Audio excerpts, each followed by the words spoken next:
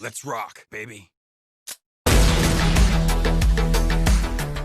Usually when the servers for a game goes down only a day after its release, you think it would be an absolute disaster. But what if that was because there was just so many people playing the game at once that the servers couldn't handle it? Fall Guys just recently out of nowhere exploded onto the scene, quickly becoming the most popular game on Twitch right now, even surpassing the developers' expectations who weren't expecting this amount of players, despite it being one of the free PlayStation Plus games. Once you start to play a few rounds, it's easy to see this game's appeal and how it's becoming quite popular among streamers in particular. The game puts you in a match of 60 people, and after each round less and less players can qualify to get the chance to be in the final. Much like Mario Party, there's a bunch of fun and unique mini games ranging from obstacle courses, survivals, puzzles, and team-based rounds. There may be one or two modes that you grow to hate after a while, but for the others there's just so much to enjoy, like navigating tricky parts of the level while trying to avoid the stampede of players around you, or working together as a team, which can be a nice change of pace from the frantic earlier rounds. After a while, you'll start to become very familiar with the obstacle courses and find yourself qualifying the first couple of rounds far more often, which means you'll more frequently feel the rush of competing among the handful of best players in the match for that number one spot. Much like in Battle Royale games, for example, coming in second or third place can be soul crushing for a lot of people, especially when you've been playing that match for the last 25 to 30 minutes. In Fall Guys though, each round will only last for about 2 minutes with 5 rounds max, so looking at it from that perspective, it feeds into that one more go mentality since you're not losing that much time from doing another match. Even if you're really good at the game, there's still a chance that you won't make it every time due to the amount of other people that can screw you over and the randomness of some of these modes. Now while some might consider that a bad thing, it's honestly one of the biggest parts of this game's charm.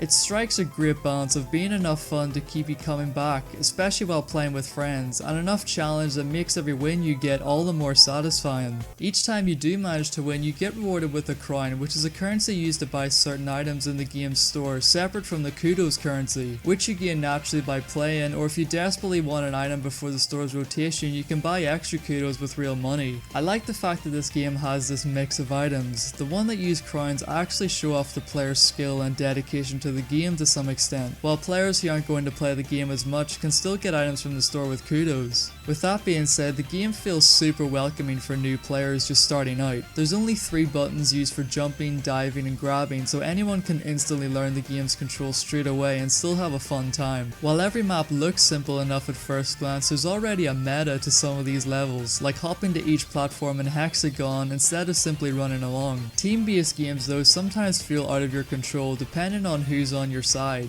Unless you and 3 friends are on the same team, trying to coordinate with complete strangers who you have no way of communicating with makes these modes either enjoyable enough if you're winning or downright frustrating as hell when your teammates aren't pulling their weight. It's really hit or miss with some of these modes and honestly comes down to luck whether you get placed with a good team or not. Needless to say, this is still early in the game's lifespan, so I have no doubt we'll be seeing more maps in the future with later seasons. I like how this game's battle pass is completely free when they could have easily charged us for it, and it adds at least some sense of progression to the game. But by this point though, it will be interesting to see if Fall Guys can maintain its popularity over the next few months and the amount of content we'll be getting down the line. If you have PlayStation Plus but haven't downloaded this one yet, I'd say it's well worth checking out at the least, especially if you can get a few friends together.